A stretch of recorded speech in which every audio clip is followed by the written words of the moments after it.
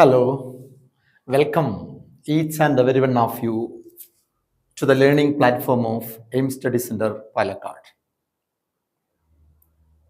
Today, we are with the module 8 of the HSA curriculum, teaching learners with a disability. We discussed most of the chapters in the earlier discussions or sessions. Today, we go to a very important area, that is teaching learners with a disability. As we know, teaching students, learners with a disability is a crucial aspect of inclusive education. It involves understanding the unique needs of learners who have a physical, cognitive, sensory, emotional, or developmental impairments, and adapting teaching strategies, curriculum, and learning environment to support their academic and social development. Disabilities അത് ഏതു തരത്തിലായാലും പഠനേതര പ്രയാസങ്ങൾ, വൈകല്യങ്ങൾ എന്ന് നമ്മൾ പറയുന്നില്ല. പ്രയാസങ്ങൾ അനുഭവിക്കുന്ന അല്ലെങ്കിൽ ഡിഫറൻ്റ്ലി ഏബിൾഡ് ആയിട്ടുള്ള പഠിതാക്കളെ ഒരു ഇൻക്ലൂസീവ് എഡ്യൂക്കേഷൻ്റെ ഭാഗമായി കൊണ്ടുവരാൻ വിദ്യാഭ്യാസ വിചക്ഷണന്മാർ തയ്യാറാക്കിയ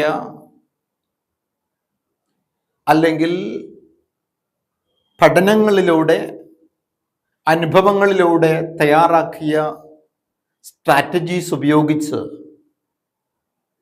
ഒരു ടീച്ചർ എങ്ങനെയൊക്കെ അവരുടെ പഠന സാമൂഹിക പശ്ചാത്തലങ്ങളെ ഉയർത്തി മറ്റുള്ളവരോടൊപ്പം അവരെ കൊണ്ടുപോകാം എന്ന് മനസ്സിലാക്കി പഠിതാക്കളെ നമ്മുടെ അക്കാദമിക തലങ്ങളിലൂടെ കൊണ്ടുപോകുന്ന രീതി തന്നെയാണ് ഒരു ടീച്ചർ ക്ലാസ്സുകളിൽ അവലംബിക്കേണ്ടത്. So teaching learners with disability എന്നത് വളരെ ശ്രദ്ധാപൂർവം, ഇൻഡിസ്ക്രിമിനേറ്റ്ലി ടീച്ചേഴ്സ് കൈകാര്യം ചെയ്യേണ്ടുന്ന ഒരു പാഠ്യേതര പ്രവൃത്തിയാണ്. ഒരു ബോധന സങ്കേതമാണ്. ഈ മാറിയ കാലഘട്ടത്തിൽ നമുക്കറിയാം, പല വിവാദങ്ങളും ചർച്ചകളും ഒക്കെ അധ്യാപക, വിദ്യാർത്ഥി, ഒരുപക്ഷെ രക്ഷിതാക്കളുമായി ഒക്കെയുള്ള ചില സംഘർഷങ്ങൾ പോലും ഉണ്ടാകുന്ന ഒരു ഘട്ടം വന്നു ചേർന്നിട്ടുണ്ട്. പഴയ അധ്യാപന രീതിയല്ല, പഴയ വിദ്യാർത്ഥികളല്ല, പഴയ അധ്യാപകരും വിദ്യാർത്ഥികളും തമ്മിലുള്ള ഗുരു-ശിഷ്യ ബന്ധമല്ല ആധുനിക സമൂഹത്തിൽ നിലനിൽക്കുന്നതും. നമ്മൾ വളർന്നു വരുന്ന കുട്ടികൾ മനസ്സിലാക്കി വച്ചിരിക്കുന്നത്, ഒരു കാഴ്ചപ്പാടും. അതുകൊണ്ട് തന്നെ മുമ്പ് എന്നതിനേക്കാൾ കൂടുതലായിട്ട് അധ്യാപന രംഗത്തുള്ള ആളുകൾ, നമ്മൾ ടീച്ചേഴ്സ്, ഇത് വളരെ ശ്രദ്ധിക്കേണ്ടതാണ്. വെറും ഒരു എക്സാമിനേഷൻ പോയിന്റ് ഓഫ് വ്യൂവിൽ മാത്രമല്ല, ഒരു പ്രൊഫഷണൽ എന്ന രീതിയിലും, അതായത് ഒരു അധ്യാപകൻ, ഒരു അധ്യാപിക എന്ന രീതിയിലും നമ്മൾ ഇതിനെ നോക്കിക്കാണേണ്ടതുണ്ട്. ശരിയല്ലേ ഞാൻ പറഞ്ഞത്? അപ്പോൾ ഇതിനൊരു പ്രത്യേക ശ്രദ്ധ നമ്മൾ കൊടുക്കേണ്ടതുണ്ട്. Teaching learners with disability. നമുക്ക് ആ ചാപ്റ്ററിലേക്ക് ഒന്ന് കടന്നു പോകാം. എന്താണ് ഡിസബിലിറ്റി എന്നതുകൊണ്ട് നമ്മൾ ഉദ്ദേശിക്കുന്നത്? Definition and understanding of disability. ആരെങ്കിലും ഒരാൾ പറഞ്ഞു വെച്ച ഒരു ഡെഫിനിഷൻ അല്ല, മറിച്ച് നമ്മൾ മനസ്സിലാക്കി വെച്ചിരിക്കുന്ന, നമ്മൾ ഉദ്ദേശിക്കുന്ന ഒരു നിർവചനം എന്നാണ് ഞാൻ ഇതുകൊണ്ട് ഉദ്ദേശിക്കുന്നത്. Disability is A condition that may limit a person's physical, sensory, cognitive or emotional abilities. എന്താണ്? ഒരു വ്യക്തിയുടെ ഒരുപക്ഷെ ശാരീരികമായിട്ടുള്ളതോ അല്ലെങ്കിൽ തൻ്റെ ഇമോഷണൽ ആയിട്ടുള്ളതോ അല്ലെങ്കിൽ തൻ്റെ പഞ്ചേന്ദ്രിയങ്ങളുമായി ബന്ധപ്പെട്ടതോ തൻ്റെ ബുദ്ധിമണ്ഡലവുമായി ബന്ധപ്പെട്ടതോ വൈജ്ഞാനികമായി ബന്ധപ്പെട്ടതോ ആയിട്ടുള്ള ചെറിയ ലിമിറ്റേഷൻസ്, ആ ചില പോരായ്മകൾ എന്ന് വേണമെങ്കിൽ നമുക്ക് ഡിസബിലിറ്റിയെ നിർവചിക്കാം. Defined by the rights of persons with disabilities act 2016. 2016 the right of persons with disabilities act ഇന്ത്യയുടെ ഒരു നിയമമാണ്.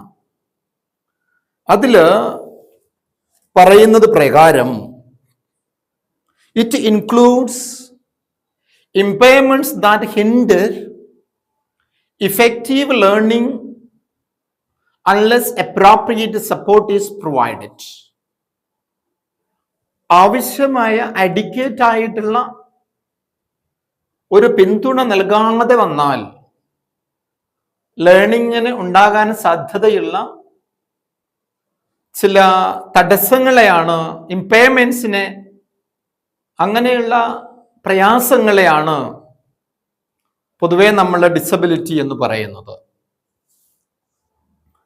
അതായത് RPWD, that means RPWD,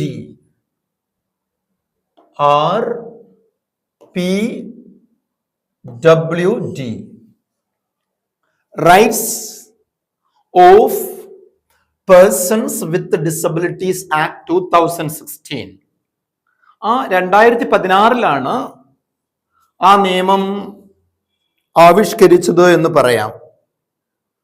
so the act increased the numbers of recognized disabilities from 7 to 21 categories. പണ്ട് 7 തരം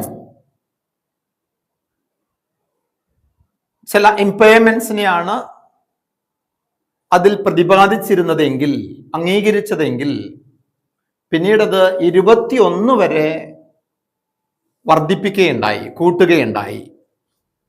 including ASD, autism spectrum disorder, cerebral palsy, muscular dystrophy, അതായത് the loss of muscle strength, chronic neurological issues, conditions, multiple sclerosis, അതായത് hardening of body tissues, then mental illness, thalassemia, that means a blood disorder, hemophilia, it's a kind of genetic bleeding, sickle cell diseases, SCD കാറ്റഗറിയിൽ വരുന്നത്, anaemia ഉൾപ്പെടെയുള്ളത്.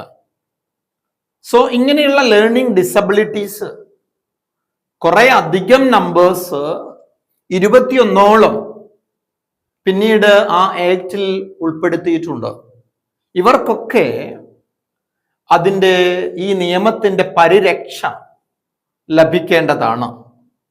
മനസ്സിലായില്ലേ? മാത്രമല്ല reservation പോലെയുള്ള ജോലിയിലും, government ജോലികളിൽ 4% തോന്നുന്നു എൻ്റെ അറിവ്, 4% ആണെന്ന് തോന്നുന്നു. ജോലിയിൽ റിസർവേഷൻ 5% ആണെന്ന് ആണ് എൻ്റെ ധാരണ. ഹയർ എഡ്യൂക്കേഷന്, അതേപോലെ ഫ്രീ എഡ്യൂക്കേഷൻ എന്ന് പറയുന്നൊരു goal, 6 to 14 years of age, ഈ തരത്തിലുള്ള ഒരുപാട് ഈ ലിമിറ്റേഷൻസും കൂടെ നമ്മൾ നേരത്തെ പറഞ്ഞ നിയമത്തിൽ ഇപ്പോ ഉൾപ്പെടുത്തിയിട്ടുണ്ട്. അതാണ് നമ്മളിവിടെ സൂചിപ്പിച്ചത്. മനസ്സിലായില്ലേ? അപ്പൊ പറയുമ്പോൾ നമ്മൾ അതിനെ ആധികാരികമായിട്ട് പറയാൻ വേണ്ടിയാണ് ഞാൻ അങ്ങനെ അതുകൂടെ അതിൽ പറഞ്ഞത്. So defined by the Rights of Persons with Disabilities Act 2016, it includes impairments that hinder effective learning unless appropriate support is provided. മനസ്സിലായില്ലേ? സപ്പോർട്ട് കൊടുത്തിരിക്കണം, കൊടുക്കാത്ത പക്ഷമാണ് ഈ പ്രശ്നം ഉണ്ടാവുക. അങ്ങനെയുള്ള ഒരുപാട് ഡിസബിലിറ്റീസ് ഉള്ള ആളുകളെ, കുട്ടികളെ, പഠിതാക്കളെ നമ്മൾ അധ്യയനത്തിന്റെ ഭാഗമായി, അധ്യാപനത്തിന്റെ ഭാഗമായി കൈകാര്യം ചെയ്യുമ്പോൾ ഉള്ള അവസ്ഥയെക്കുറിച്ചാണ് നമ്മൾ ഈ ചാപ്റ്ററിൽ പഠിക്കുന്നത്. പല വിധത്തിലുള്ള ഡിസബിലിറ്റീസ് ഉണ്ടെന്ന് നമുക്കറിയാം. Types of disabilities in learners. Learning disabilities നമ്മൾ പൊതുവെ പറയുന്ന LD കാറ്റഗറിയിൽ ഡൈസ്ലെക്സിയ, ഡൈസ്ഗ്രാഫിയ, ഡൈകാൽക്കുലിയ എന്നൊക്കെ പെടുമെന്ന് നമുക്കറിയാം. ഇവിടെ ഡൈസ്ലെക്സിയ, ഡൈസ് എന്ന ഗ്രീക്ക് വാക്ക്, ഡൈസ് എന്ന ഗ്രീക്ക് വേർഡ് മീൻ ചെയ്യുന്നത് ഡിഫിക്കൽറ്റി എന്നാണ്. അപ്പോ ഡൈസ്ലെക്സിയ, അതായത് ഡൈസ് അവിടെ വന്നു. എക്സിയ എന്ന് പറഞ്ഞാൽ ഗ്രീക്കില് വാക്ക്, വേർഡ് എന്നോ സ്പീച്ച് എന്നാണ് അർത്ഥം. ലെക്സിക്കൽ എന്നൊക്കെ നമ്മൾ പഠിച്ചിട്ടുണ്ട്. മനസ്സിലായില്ലേ? ലെക്സിയ എന്ന് പറയുമ്പോ വേർഡ് എന്നോ സ്പീച്ച് എന്നോ ഒക്കെയാണ് അർത്ഥം, പറയാൻ, വാക്കുകൾ വായിക്കാൻ. അപ്പോ ഡൈസ്ലെക്സിയ, ദ ഡിഫിക്കൽറ്റി ഇൻ റീഡിങ്, അതാണ്. ഡൈസ്ഗ്രാഫിയ. അപ്പൊ വീണ്ടും ഡൈസ് എന്ന് പറയുമ്പോൾ ഡിഫിക്കൽറ്റിയാണ്.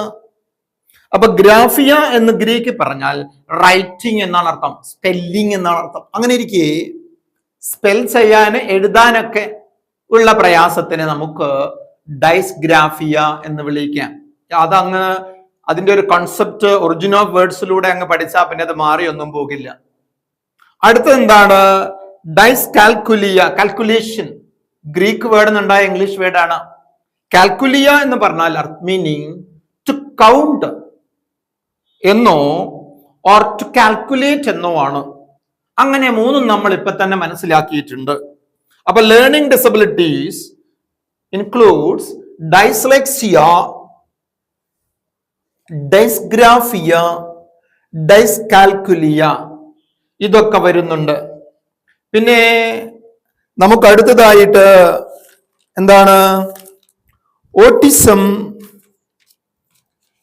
ലിസൺ, പിന്നെ ഇന്റലക്ച്വൽ ഡിസബിലിറ്റി, അടുത്ത എന്താണ് നമ്മൾ നോക്കുന്നത്? Intellectual disability.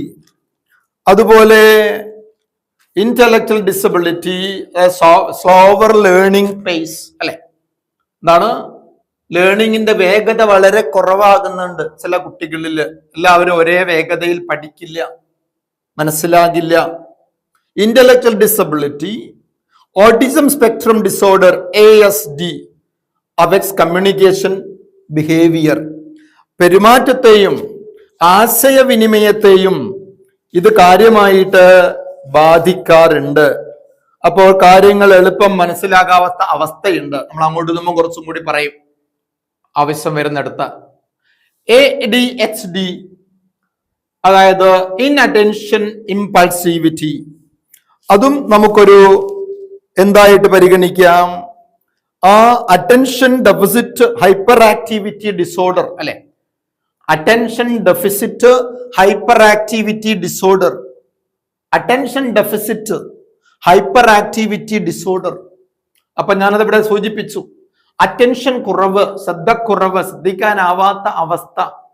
ഇമ്പൾസിവിറ്റി, പെട്ടെന്ന് എടുത്തുചാട്ടം, ചാടുക എന്ന അർത്ഥത്തിലല്ല, പെട്ടെന്ന് പറയുക, പ്രവർത്തിക്കുക ഒക്കെ ചെയ്യും. അങ്ങനെയുള്ളതിനെ നമ്മൾ ADHD എന്ന് നമ്മൾ വിളിക്കുന്നുണ്ട്. Speech and language disorders may need speech therapy. അപ്പോൾ സ്പീച്ച് ആൻഡ്, അപ്പൊ നോക്കാം, ADHD വരെ നമ്മൾ പറഞ്ഞിട്ടുണ്ട്. ദെൻ വിഷ്വൽ ഇമ്പയർമെന്റ്, പിന്നെ എന്താണ്? വിഷ്വൽ ഇമ്പയർമെന്റ്, കാണാനുള്ള പ്രശ്നമാണ്. അവിടെയുള്ള ന്യൂനതകൾ, limitations. May need Braille, audio AIDS ഒക്കെ അതിന് ആവശ്യമായി വരും.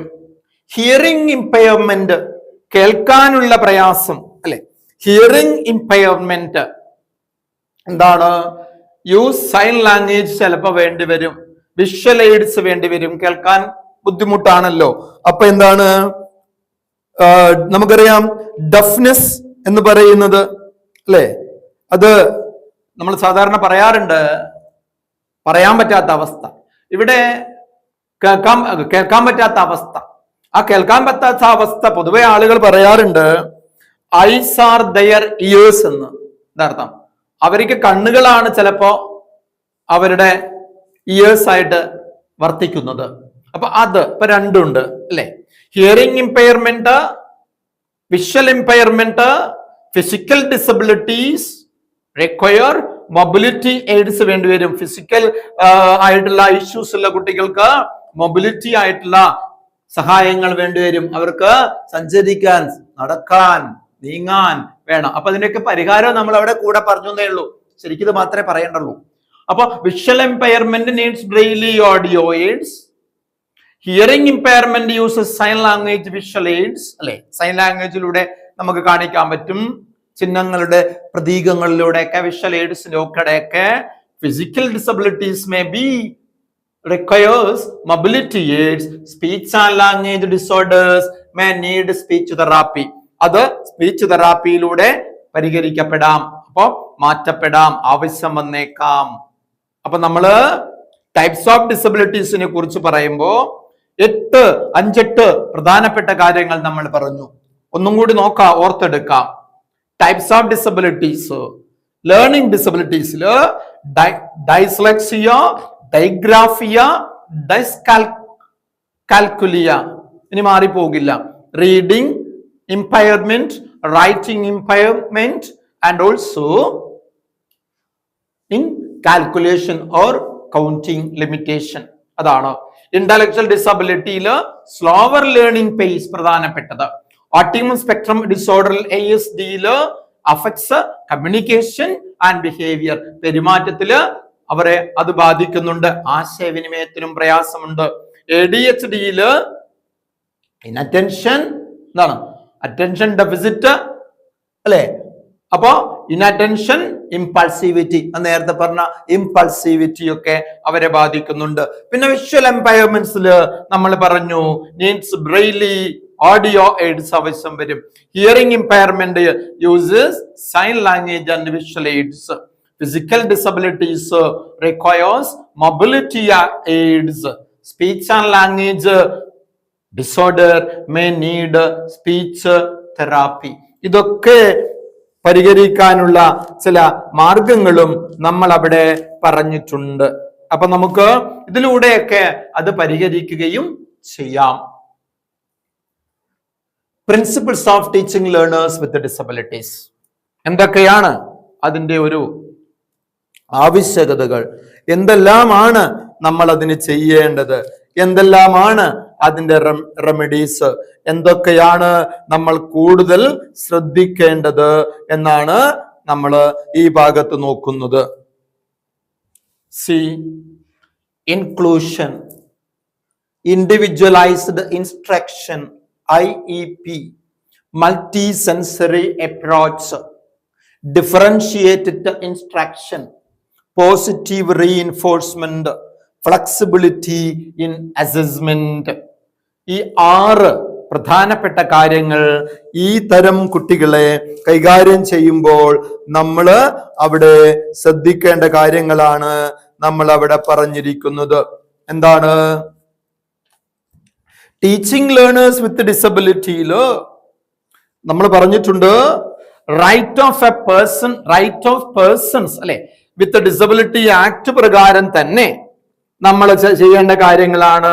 ADHD, attention deficit hyperactivity ഡിസോർഡറിന്റെ കാര്യം പറഞ്ഞു. IEP, ഇൻഡിവിജ്വലൈസ്ഡ് എഡ്യൂക്കേഷൻ പ്രോഗ്രാമിനെ പറഞ്ഞു. അതായത് അവിടെ നമ്മള് IEPയുമായിട്ട് ഇൻഡിവിജ്വലൈസ് നോക്കാം. ഇൻക്ലൂസീവ് ലേണിംഗ് എന്താ, ഓരോന്ന് നോക്കാം നമുക്ക്. ഇൻക്ലൂഷൻ എന്ന് പറയുന്നത് എന്താണ്? എല്ലാവരെയും ഉൾപ്പെടുത്തിയുള്ള അധ്യാപന പഠന പ്രക്രിയയാണത്. അവിടെ യാതൊരു വിവേചനവുമില്ലാതെ എല്ലാവരെയും നമ്മൾ ഉൾപ്പെടുത്തുക എന്ന് പറയുന്നതാണ്. അതൊന്നാമത്തത്. രണ്ടാമത്തുമായി ബന്ധപ്പെട്ട് കിടക്കുകയാണ്. ഇങ്ങനെ ഒരാൾക്ക് പ്രശ്നമുണ്ടെങ്കിൽ ഇൻഡിവിജ്വലൈസ്ഡ് ഇൻസ്ട്രക്ഷൻ വേണം, IEP വേണം. ഇൻഡിവിജ്വലൈസ്ഡ് ആയിട്ടുള്ള IEP ഇൻഡിവിജ്വൽ ഇൻസ്ട്രക്ഷൻ വേണം. അപ്പൊ അങ്ങനെ വരുന്ന സമയത്ത് ഇൻസ്ട്രക്ഷൻ എന്ന് പറഞ്ഞാല് ഇൻഡിവിജ്വലൈസ്ഡ് എഡ്യൂക്കേഷൻ പ്രോഗ്രാം എന്നാണ് ഇതിന്റെ, മനസ്സിലായില്ലേ? അതിന്റെ അക്രോണിമാണത്. ഇൻഡിവിജ്വലൈസ്ഡ് എഡ്യൂക്കേഷൻ പ്രോഗ്രാം ഒരു പദ്ധതി തന്നെ വേണം, ആവിഷ്കരിക്കേണ്ടതുണ്ട്. അങ്ങനെ ഒരു പദ്ധതിയുണ്ട്. അതായത് നമ്മുടെ ഒരു ടീച്ചിങ് നോട്ട്, നമ്മുടെ ഒരു lesson plan, it must not be a one size fits all plan. എന്താ അങ്ങനെ പറഞ്ഞാല്? it must not be a one size fit all plan. ഇങ്ങനെയുള്ള ക്ലാസ്സിൽ നമ്മൾ പോകുമ്പോൾ ഇറ്റ് മസ്റ്റ് നോട്ട് ബി, ആയിരിക്കരുത് one size fit all plan. ഒന്ന് എല്ലാവർക്കും സ്യൂട്ടാവുന്ന പ്ലാൻ അവിടെ നടപ്പിലാക്കാൻ പറ്റില്ല. ക്ലിയർ അല്ലേ പറഞ്ഞത്? ഒരൊറ്റമൂലി എന്നത് അവിടെ നടക്കില്ല. കാരണം the listeners, the learners, the students before us, നമ്മളിൽ മുമ്പിലുള്ള വിദ്യാർത്ഥികൾ, പഠിതാക്കൾ ഒരേപോലെയല്ല. ഇമ്പയർമെന്റ്സ് ഉള്ള ആളുകളെ നമ്മൾ ഇൻഡിവിജ്വലൈസ്ഡ് ഇൻസ്ട്രക്ഷന്റെ ഭാഗമായിട്ട് കൊണ്ടുവരേണ്ടതുണ്ട്. ഇൻഡിവിജ്വലൈസ്ഡ് എഡ്യൂക്കേഷൻ പ്രോഗ്രാമിന്റെ ഭാഗമായിട്ട് അവരെ നമ്മൾ ഹാൻഡിൽ ചെയ്യേണ്ടതുണ്ട് എന്ന് നമുക്കറിയാം. അപ്പൊ അതിനെയാണ് നമ്മൾ അങ്ങനെ വിളിച്ചിരിക്കുന്നത്. ഓക്കെ അല്ലേ? അപ്പൊ inclusion, individualised instruction, multi sensory approach. നമുക്കറിയാം, ഏതെങ്കിലും ഒരു ഇമ്പയർമെന്റ്, ഡൈസ്ലെക്സിയ ഉണ്ട്, വേറെ കുഴപ്പമൊന്നുമില്ല. ഡൈസ്ഗ്രാഫിയ ഉണ്ട്, വേറെ പ്രശ്നങ്ങളൊന്നുമില്ല. ഡൈസ്കാൽക്കുലിയ ഉണ്ട്, വേറെ ഇഷ്യൂസ് ഇല്ല. അപ്പോൾ ഇതിലെ ഏതെങ്കിലും ഒന്നല്ല, നമുക്കുള്ള എല്ലാം ചേർന്ന പലതരത്തിലുള്ള മൾട്ടി സെൻസറി ആയിട്ടുള്ള, അവർക്ക് പഞ്ചേന്ദ്രിയങ്ങളുടെ എല്ലാം ഒരുപോലെ ഇമ്പയർമെന്റ് കാണണമെന്നില്ലല്ലോ. അപ്പൊ അതിലെല്ലാം ഏതോ ഒന്ന് പോയാൽ മറ്റൊന്നിലൂടെ കാര്യങ്ങളെ ഗ്രഹിക്കാനുള്ള, പഠിക്കാനുള്ള സമീപനം നമ്മൾ കൊണ്ടുപോകണം ക്ലാസ്സിലേക്ക്. അതാണ്. അതേപോലെ തന്നെ ഡിഫറൻഷിയേറ്റ് ഇൻസ്ട്രക്ഷൻ, അത് തന്നെയാണ് അതിന്റെ മറ്റൊരു ഭാഗമാണത്. വ്യത്യസ്ത തരത്തിലുള്ള പഠന രീതികൾ അല്ലെങ്കിൽ ഇൻസ്ട്രക്ഷൻ രീതികൾ, പഠിപ്പിക്കൽ രീതികൾ, ബോധന മാർഗങ്ങൾ നമുക്ക് അവലംബിക്കേണ്ടതാണ്. അപ്പോ inclusion, individualised instruction, multi sensory approach, differentiated instruction, positive reinforcement അറിയാം നമുക്ക്, നമ്മൾ പഠിച്ചിട്ടുണ്ട് അല്ലെ. പോസിറ്റീവ് റീഇൻഫോഴ്സ്മെന്റ് നമുക്കറിയാം. What is positive reinforcement? That is adding a pleasant stimulus after a behaviour to increase the chance of that behaviour happening again. എന്തെങ്കിലും ഒരു നല്ല കാര്യം കുട്ടി ചെയ്തു, ആ കുട്ടിയെ നമ്മൾ ഇവിടെ പോസിറ്റീവായിട്ട് റീഇൻഫോഴ്സ് ചെയ്യാൻ പോവുക, അവനെ നമ്മൾ ഒരു റിവാർഡ് കൊടുക്കാൻ പോകുക, ഒരു അംഗീകാരം കൊടുക്കാൻ പോവുക.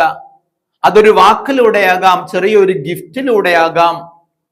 അങ്ങനെ കൊടുക്കുമ്പോ ഒരു പോസിറ്റീവ് റീഇൻഫോഴ്സ്മെന്റ് ആ കുട്ടിയിൽ ഉണ്ടാകുകയും ആ ബിഹേവിയർ വീണ്ടും ആ കുട്ടി റിപ്പീറ്റ് ചെയ്യുകയും ചെയ്യും. നല്ലൊരു വാക്ക് മതി, വെൽ ഡൺ മൈ ഡിയർ. അത് ചിലപ്പോ അത് മതിയാകും. ചിലപ്പോ ഒരു ഒരു ഇറൈസർ വാങ്ങിച്ചു കൊടുത്ത സമ്മാനമായിട്ട് കൊടുത്താൽ മതിയാകും. ക്ലിയർ? അത് പാരന്റ്സും ടീച്ചേഴ്സും ചെയ്യുമ്പോഴാണ് ആ പോസിറ്റീവ് റീഇൻഫോഴ്സ്മെന്റ് ഇതിലൂടെ അതിന്റെ ഒരു പ്രിൻസിപ്പിൾ ആയിട്ട് മാറുന്നത്.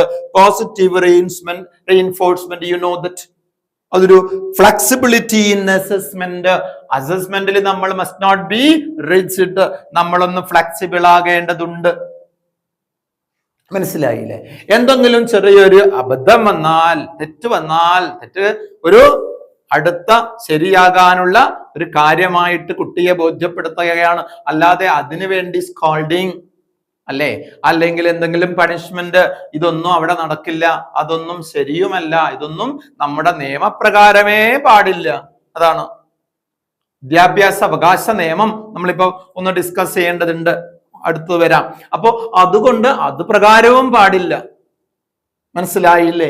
അപ്പൊ നോക്കൂ, ഈ തരത്തിൽ ഈ പ്രിൻസിപ്പിൾസ്, ഈ തത്വസംഹിതകൾ നമ്മൾ അറിഞ്ഞിരിക്കണം, നമ്മൾ പ്രവർത്തിക്കണം. ഇത് നമ്മുടെ ഒരു മുദ്രാവാക്യം തന്നെയാണ്, ടീച്ചിങ്ങിന്റെ മുദ്രാവാക്യമാണ്, ഒരു ടാഗ്ലൈൻ ആയിട്ട് നമ്മൾ ഓർമ്മിച്ചു വെക്കേണ്ടുന്ന കാര്യമാണിത്. എന്തൊക്കെയാണ് പ്രിൻസിപ്പിൾസ് ഞാൻ ഉൾപ്പെടുത്തിയത് നോക്കിക്കേ. എല്ലാം വന്നു എന്നാണ് ഞാൻ വിചാരിക്കുന്നത്. ഇൻക്ലൂഷൻ, ഇൻഡിവിജ്വലൈസ്ഡ്, ഓരോന്നും കിട്ടുന്നില്ലേ? ഇൻഡിവിജ്വലൈസ്ഡ് ഇൻസ്ട്രക്ഷൻ, എല്ലാം പരസ്പരം ബന്ധപ്പെട്ടതാണ്. Multi sensory approach, differentiated instruction, positive reinforcement, flexibility in assessment. ഇതൊക്കെ നമ്മൾ ചെയ്യുന്നുണ്ട്, ശരിയാണ്. നിങ്ങളത് ചെയ്തുകൊണ്ടിരിക്കുകയാണ്, നമ്മൾ ചെയ്യേണ്ടതാണ്, നമ്മൾ ചെയ്തുകൊണ്ടിരിക്കുകയാണ്.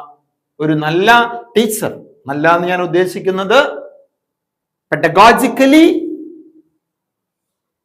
Instructed, pedagogically aware teacher should do this, all this. ചെയ്യണം, ചെയ്യുന്നുണ്ട്. ഇതൊക്കെയാണ് നമ്മുടെ വിദ്യാഭ്യാസ അധ്യാപന രീതിയുടെ പ്രത്യേകതകൾ.